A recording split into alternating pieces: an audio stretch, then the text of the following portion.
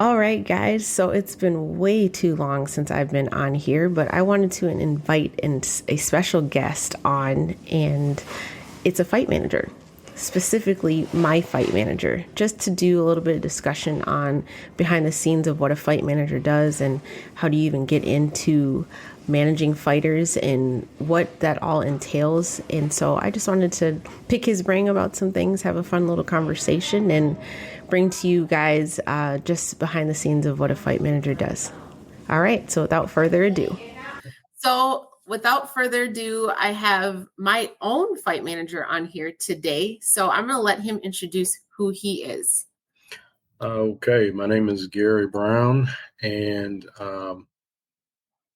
yes, I manage Brittany Neiman, and I've managed several other fighters in the past. Currently, I assist and help out Danielle Wynn, and I help out Martina Kroll a little bit. She's doing more boxing now, professional boxing, than she is bare knuckle in MMA. But when the opportunity presents itself, I help her out a little bit too. I previously managed Chelsea LaGrasse, and I previously managed Chantel Coates. They no longer are active in MMA. And so right now, you are the ladies that I work with. So do you specifically work with more MMA fighters versus like jiu-jitsu, boxing, and other martial arts? Anybody really that is interested in any sport. I mean, it really doesn't, I don't have a personal preference as far as helping people out. Really I don't. So the sport as, any sport, whether it's grappling, whether it's bare knuckle, or whether it's MMA per se, which is what I started with. So I don't have a preference. I know people in all aspects of it, and I'm just really glad to help.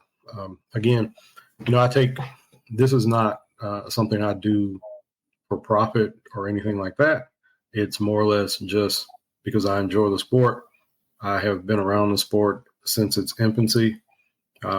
So I just like being around it. I like being in the mix of things, and I'm glad to help where I can. So I want to get in before we dive deeper into like the fight managing that you do. What do you do outside of fight managing? Because like you said, you don't do this for profit. So you have a family. So obviously you got to make some type of income. What do you do if you don't mind sharing?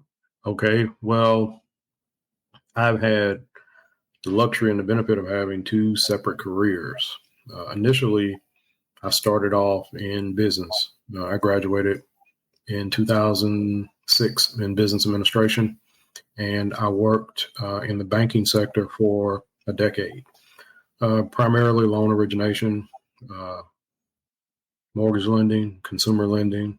I started off in the government lending section, the VA and FHA lending portion of it, then moved straight to the conventional in-house residential, selling to the secondary market and things like that. After about a decade of working in that field, and I started fairly young. I started when I was 19, before I graduated business school. I was going to say, you still look young. You're talking about decades. You still look like you're in your 20s, Gary. I am 50 years old, Brittany. Wow. Yes, Wow. I'm 50 years old. So not that that's old for the 50-year-olds out there, but you look good. Thank you. I appreciate you. And so after that, I left that industry in about 2004, and I was going back to school. My plan was to go back to school to get my MBA. And I said, well, I'll probably move out of this little small town that I live in, which is, I don't know if you've heard of it. Well, you have probably heard of it because you have probably received correspondence from me and things like that. But Natchitoches, Louisiana, it is a little small town in the northwest section of Louisiana. It's centralized between Shreveport to the north and Alexandria to the south. So nice little area. We're known primarily for the Christmas festival. Okay. That's primarily what we're known for. What I was going to do, like I said, I was going to go back to school to get my MBA. And as luck would have it, or as fate would have it, I should say, someone that had been a previous customer of mine worked in the school system. And they said, well, I heard that you left the bank. Why don't you give this a try? And I said, okay. So that was around about October of 2004. And I said, okay, I'll give it a try. And they said, just work until the end of school, which was May, and see how you like it. And then if you like it, you can continue on. So I was like, okay. No idea of working with children, no idea of any of that. Okay. And so I worked and finished the year out, and I enjoyed it. Actually, I worked as an adapted PE teacher and working with kids, and I traveled around to different schools. I even did some itinerant work. You know, the new guy, they always get you to do everything that they can get you to do to see if you like your job. Right. So they had me doing everything, and here I am gung-ho volunteering to do everything. So, you know, it seemed like a good marriage made in heaven right there. Mm-hmm. So after the school year ended, I said, well, this is something I may give some thought to, and then I may continue on in. So I got into the alternative teacher education program. Now there's two versions of it. There is a quick version, which takes about 6 months to a year. Mm-hmm. And then there is a longer version, which takes 3 years. I purposely took the longer version, the 3-year version, because I was new to education. And I happen to be the type of person that if I'm involved in something or if I'm choosing something as a career, I need to know the insides and outs of it. And I need to be, I like to be a quality professional is what I like to be. So I went back to school. I got a master's degree in education. I also completed the alternative teacher education program, and I got my plus 30 in education. So nice. Went back, really immersed myself in it, became certified as a special education teacher. I became certified as an adult education instructor. I became certified as a child search coordinator, and I became certified as what I am now as an educational diagnostician. Okay. And what that is a person who evaluates children to determine if they're gifted or if they have disabilities. Okay. And part of my job is basically coming up with a plan for how to solve the educational problems of children. That's awesome.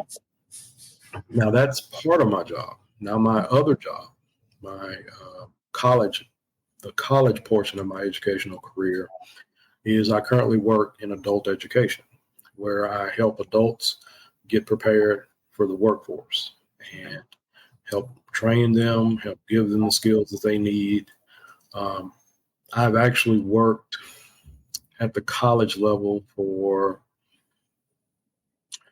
it's commensurate with my years in the public school system. So it's about almost 20 years in both. And I taught everything from special education courses to new teachers.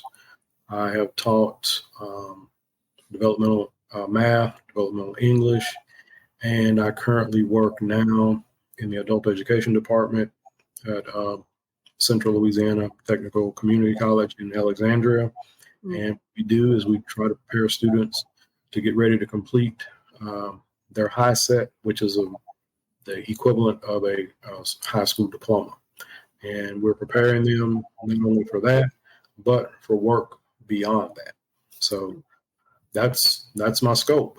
That's my scope in education. And I also tutor math as well. Okay. Mm-hmm. I just wanted to ask because, you said you said that you do this for free. Yes. But you have so much going on behind the scenes that it just shows that your heart is truly for the people in this sport. So that's the reason why I wanted to get in the background of that. So Absolutely. My next question, which I want to lead into, is how did you even get into this? Because I know how you started to manage me was we met through Coach, who mm-hmm. is on YouTube. Yes. Coach Shelton Harrison. So shout mm-hmm. out to him.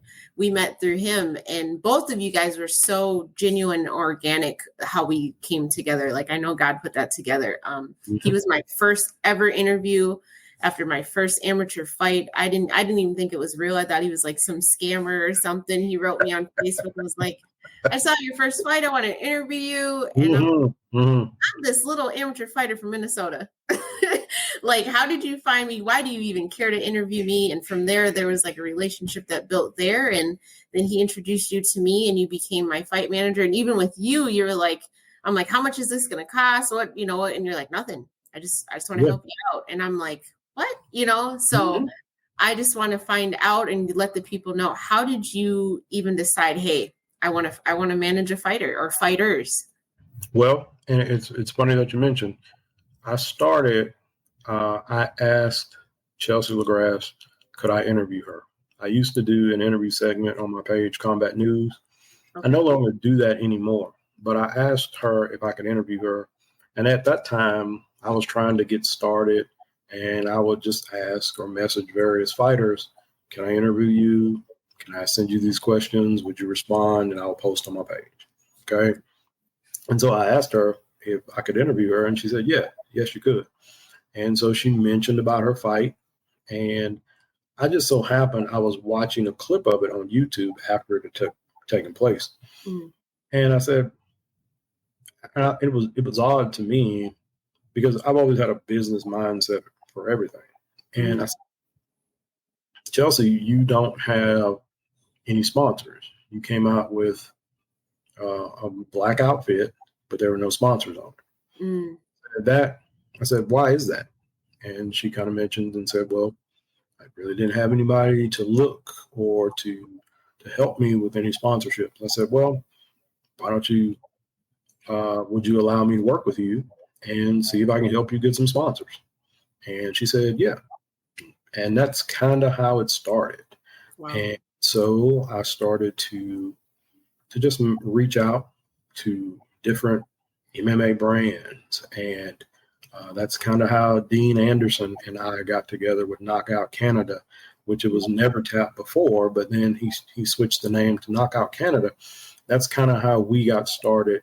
And Chelsea was one of the first people that I was able to get a sponsorship to. And, you know, we worked to get a number of sponsorships, she and I.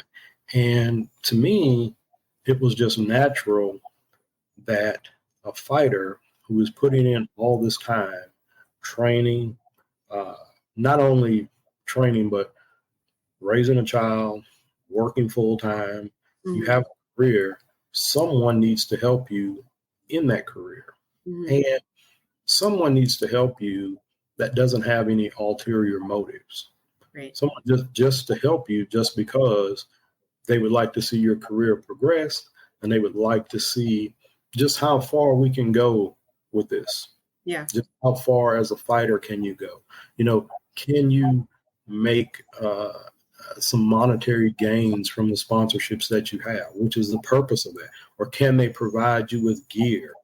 And, you know, if we look back on it, you know, Chelsea can tell you that there are some things that work actually very well with she and I. Never Tap was her sponsor, I think, right up until her final MMA fight. Women of Combat provided her with some things. There were a number of other sponsorships that helped her. And, you know, that's really, for me, the satisfaction of it. Being able to help a fighter with nothing in return. You know, there are plenty of people in the sport who don't want anything in return, like Shelton Harrison, like myself. They just want to see, hey, I want you to be able to go out there and fight and not have to worry about anything else. Right. Yeah. So do you only manage women, or have you only managed women? And if so, is it easier, harder? What's behind that? Well, I've only managed ladies. Yes. Now, actually, one of my former college students, Jesse Roberts, is a fighter, but he had his own camp, his own management crew. I give a shout out to Jesse every time or every podcast I'm on. I'm kind of doing it now indirectly, but you know, Jesse's a cool guy. For me, it just seemed like female fighters did not have the representation, Mm, have the sponsorship opportunities, yeah. Did not have the connections that they needed. And at some point, it's almost as if they were being taken advantage of, or to put, or getting selected for fights and being helping other fighters get over, if you know what I mean. Yeah.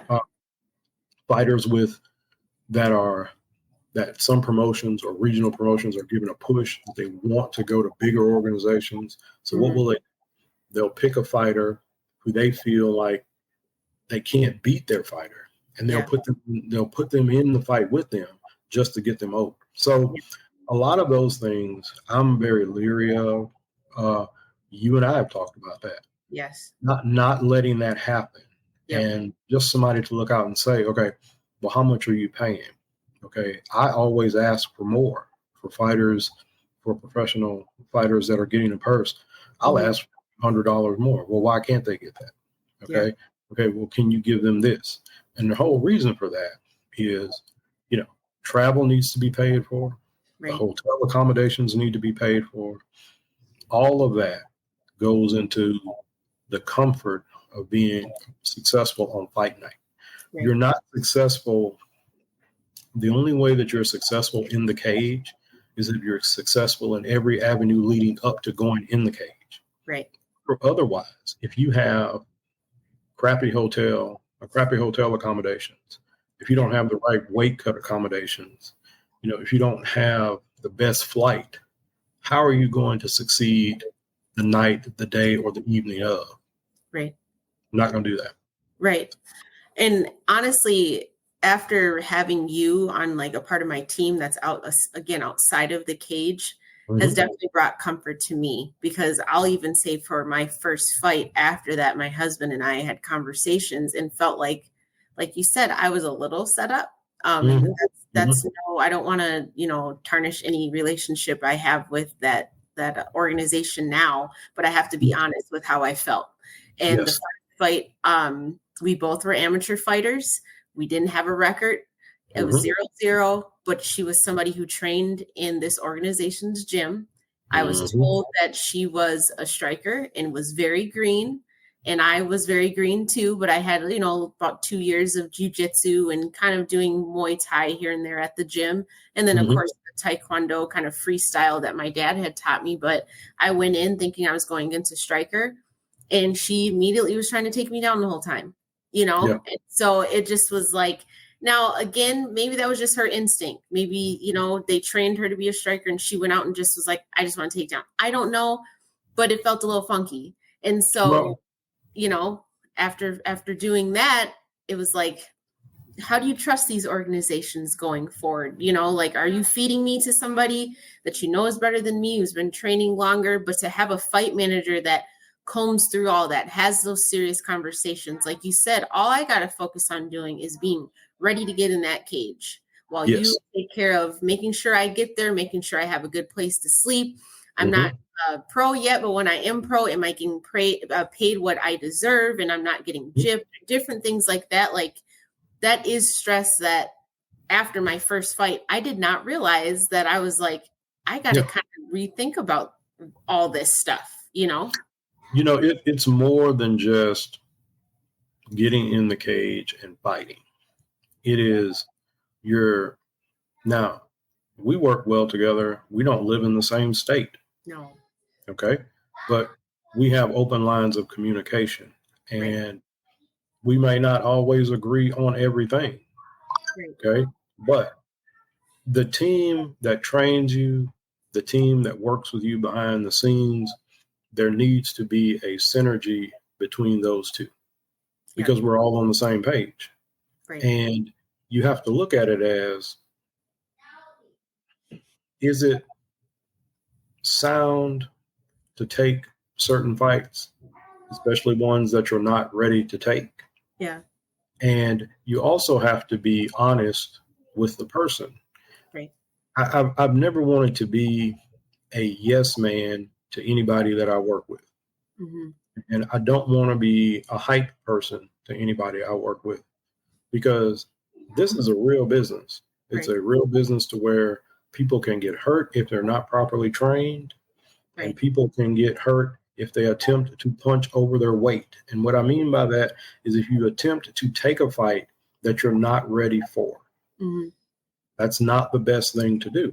And there just needs to be honest conversations that need to be had, and that way, ultimately, it's the decision of the fighter if they want to take that fight or not.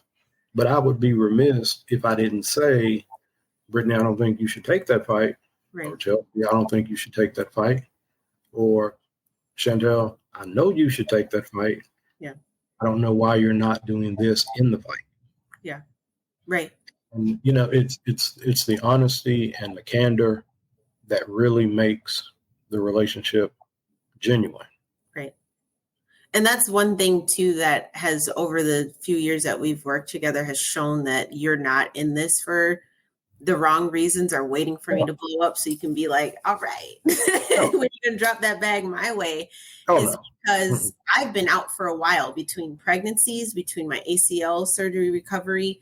You have been there the whole time. You've never pushed me to, like you said, do anything that I didn't feel comfortable. And there's been times where I felt like I've let you down because I'm like, I really don't want to do that. It's hard for me as a mom to want to travel, job changes, all those things. You've always been behind my back, say, hey, if you don't want to take that, you're not ready. You will throw in your 2 cents to be like, hey, this would be a good idea, but you always leave it back at me. And so that's one thing that I've always enjoyed as having you personally as a fight manager, is you always have my back. You always give me honest advice, but at the end of the day, you leave it to me to make my decisions. And even through the long seasons where I have not been as active as even I want to be or have been capable of being, you've still been there to say, when you are ready though, here I am. Hey, I do have an option. Here's one. Do you want this one? Okay, we'll move on. Here's one. Oh, you want to take this one? Okay, let's figure out what we can do there. You've always been super open with me. You don't overhound me. It's not like I can't find you. I don't have to keep calling you. You're there. And we both have lives. I'm a wife, a mom of 3. I have a job. I'm a minister. I do other things too. But we still work very well together. And again, don't always necessarily agree on what fights to take, or maybe I just don't feel ready. I'm in my own head, but you let me know. Feel like you could take this, but if you don't want to, or hey, if you want to get as big as you want to, you're going to have to start traveling, which pushes on my uncomfortableness of not wanting to, but it's always been in a respectful way. And we've always gotten along. So I've really, really appreciated that. So my next few questions to you is, what is the easiest part of being a fight manager? The easiest part is finding a fight. That in and of itself is not very difficult to do. There are tons of promotions. They are all looking for fighters. The problem, and not with you and I, but the problem with some fighters is they feel like myself and their camp are 2 separate entities. Whereas that's not functional. No. You have to be all on the same page. And it's like, I have to ask and see if I can do this, or I have to ask and see if I can do that. Yeah. Well, if that were the case, then why isn't the gym trying to find fights? Right. Because if the gym, if you got to ask permission, right, the fight is already found. You have the person to find you fights. All the gym has to do is train you. It shouldn't be an act of Congress, or, you shouldn't be afraid to go to someone who trains you and say, well, this is the person I work with. He's found me fights. He finds me sponsorships. Now, if he brings a fight to us, okay, work with him enough to know that he's not going to suggest anything foolish. I don't like to suggest anything foolish in my professional life. And this is an extension of my professional life. So I certainly don't like to express anything foolish to a fighter that I'm working with. Right. So that part of it sometimes causes a little consternation. I feel like it's unnecessary. Yeah. I feel like that the gym should not be a cult. Right. The gym is there to do a job, which is to train you. Yeah. I don't feel like sometimes that the gyms do a good enough job of. I think that sometimes gyms take on too many fighters. Mhm. Can't do every fighter justice. Yeah. Because where's the film breakdown? Where is the specific training on certain areas? Mhm. You're training for an important fight. Let's say a fight within an organization. Let's just say you're fighting for Peak Fighting Championship. Yeah. Okay, with somebody we know, somebody that I've worked with in the past. Yeah. And you won several fights with them. And now you're moving up the ranks within the promotion Yeah. to a possible number one contenders fight or a possible title fight. Mhm. Where is the specific training and breakdown of film that fighter needs in order to be successful in that fight? Yeah. There has to be some type of synergy, between the people you have representing you, Yeah. the people you have training you, and everything that's going on. Otherwise, it's dysfunctional. Yeah. I don't believe in, blindly leading somebody. Yeah. Yeah, why would you do that? Right. So Right. that's one of the bigger issues that I've had to face. And I've said this a number of times. I say, hey, I'm not in this for the money. Yeah. I'm in to help. I'm to help the fighter. So, Right. For one, I want them to have gear that they need when they train or when they show up for a fight. Mhm. I feel like that's important. I want them, to have all of the necessary accoutrements that they need when they arrive on fight day. That's why I've been on the phone, like in some cases, the day of. Yeah. Do they have this? Are they going to get picked up? All of that, because those are things that the fighter himself or herself should not have to worry about. Right.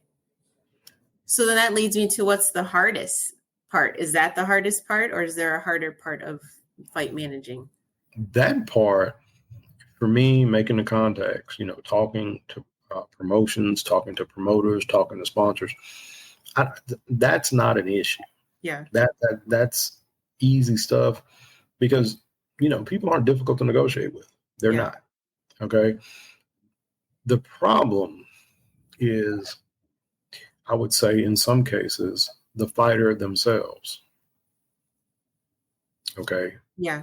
Are you going to take this fight? Why on earth are you taking this fight? Right. Yeah. This person has undefeated and has X number of wins against these top opponents. Yeah. And those opponents have went on to fight in other organizations. What are you doing? Yeah. Okay. I think I can do this. Somebody told me I can do this. Who told you could do that? Nobody told you could do that. Right. Because that's not realistic at this point. Right. You look at a fight and you look at the competition that somebody has fought. Mhm. A lot that goes into it. You and I have talked about that. Yeah. Okay. Who is this person fought? What are their record? They could have a sparkling amateur record where they have had 10 to 15 amateur fights. Yeah. That person technically is a pro. Yeah. You step in the cage with that person is a pro. And depending on the camp that they belong to and the type of fighter that comes from that camp also says a lot to do with it because they're training with those people. Right. If you're training with people from Legacy Fighting Alliance, from a Peak, from that fighting Peak Fighting Championship or American Combat Alliance, I mean, these people are fighting at a very high level. Yeah. They're very high level. LFA is a pipeline to the UFC. Yep. Peak Fighting Championship is a pipeline to bigger promotions. Maverick MMA, Waylon Clark, they're sending people to bigger promotions. So if you get in the cage with those people, you should be ready, as opposed to training with people who haven't fought or who have had lesser competition. A lot of that goes into play. And so really, to me, that's the hardest part, is getting the fighter to see, well, this may not be the best fight to take at this point in time. It may be later on down the road, but right now, and your record, well, the record of the fighter has a lot to do with it too.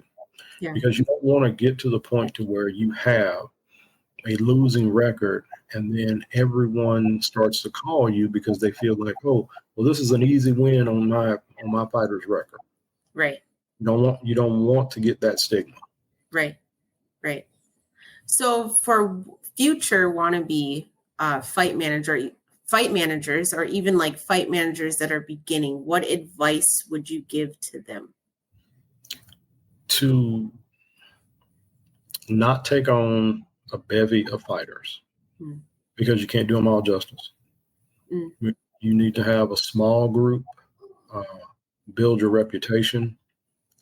You really need to garner some sage advice from people who have worked as helping with sponsorships, who have made contacts to promotions, because what sounds good may not always be good. Yeah. So you need to do your homework. And I will say this, look, I have been a fan of mixed martial arts. I've trained in mixed martial arts. I've been a fan for a long time. But the business can be very shady. Yes. It can be very, very shady. And you have to have people that understand that. And you also have to have people that have your best interests at heart. Right. If you, for instance, if you've been knocked out several times, well, then you need time off. Yeah.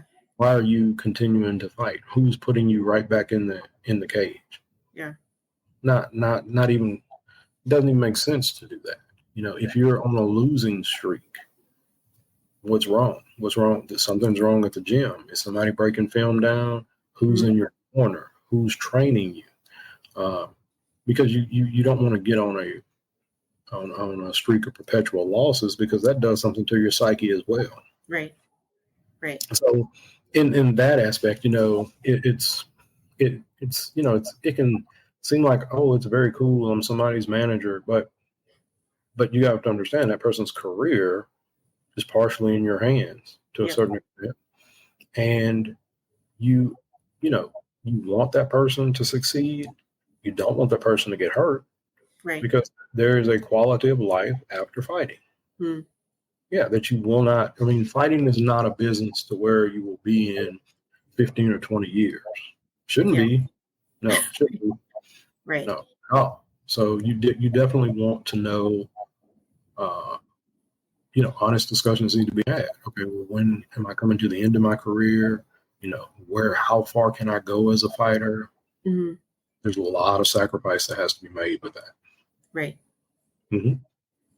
Well, Gary, I don't want to hold you much longer. I really appreciate your time. I'm definitely going to bring you back on for some more questions when it comes to being a fight manager behind the scenes. I'm going to want to do some breakdowns of my own fight with you and just hear your perspective, because as you can hear, being a fight manager, it's not just a business person that is behind the scenes. It's someone who has a love, one, for their fighter, two, a love for the sport and a knowledge of the sport. And that's everything that Gary has. And so I would love to not just hear your perspective on what fight managing is, but also just watching fights and watching that stuff, because there's been times where you've watched my fights and given me advice after my fights. So you don't just get me to the fight and then go to sleep and wait for me to tell you when I'm ready to fight again. You're actually involved in how I do. You're checking on me. How are you doing? If I've lost, you let me know, hey, we still love you. You're still supported. We'll hit them next time. It's not like,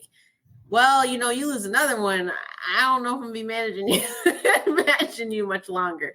Like, you are always one of the first people outside of like my family, my coaches, who are obviously immediately at the fights. You're always the first one in my inbox saying, hey, you did great. Or you know what? You'll get them next time. Keep pushing. That's right. Because we're on the team together. And I will say this, you and I, we share the same issue, so to speak.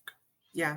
And the issue is, and it's for me when I run, because I'm a runner. So it's the same issue, and yours, it's our pace. The pace is way, and I've been running as long as I've been running. That is one thing I have never mastered, is my pace. It is through the roof in the beginning, and I just absolutely. I'm a sprinter at heart. I did the 400 and below up until my senior year of high school. And I have not, like you said, my pace. And at first I thought it's my cardio tank. I need to work on my cardio. And people are like, no, you have a great cardio tank. Yes. You just blow it up and empty it too soon. And my nickname's the War Machine, but I forget that I'm not actually a machine. And even some machines break down. You run out of gas at some point, and you got to go back to the gas station and put gas in your car. But you can't do that in a fight. You can't be like, hey, opponent, give me like 2 rounds and I'll be back. No, you can't do that. You have to pace it out. So I have the war in me, and that's all good, but I'm trying to learn how to manage that machine. And you're absolutely right, is pace. But that's the honesty that even a fight manager outside of your coaches and your loved ones should be able to give you. And that's something that I've always enjoyed about you, is your honesty and being able to just, support me no matter what. So is there any last things that you would like to share at all until next time? What I would like to say is, to everybody that I have worked with, every fighter, I have been grateful and very appreciative to work with you, to help you in your career. I'd like to thank Coach Shelton Harrison for bringing us together. Yes. He actually helped me and Chantel Coates get together. Coach Shelton Harrison is one of the best people in MMA that you can come across and meet. Absolutely. And he will do anything for you and your career that he can do. That guy is awesome. He's awesome. I'd like to thank Dean Anderson at Never Tap, now Knockout Canada. I'd like to thank Ian Pimper at Fighter Alias. I would like to thank Marion Renault. She, former UFC fighter. She and I have been friends from the get-go, since we first messaged each other. I'd like to thank Aaron Tohill. I'd like to thank John and Amber Bishop of American Combat Alliance, and my old student, Jesse Roberts, who is a professional MMA fighter. He's fought for Bellator, and I wish him the best of luck and hope for a speedy recovery for him. All right. Well, thank you, Gary, for your time. And again, like I said, you will be another special guest on a different episode, and that should be soon. So thank you. All right. Looking forward. Take care. All right. So I hope you guys enjoyed our conversation with Gary and I, just talking about being a fight manager and what it takes to manage fighters. So with that, I want to leave you with this: pray without ceasing, nurture your family, and continue to train like a war machine.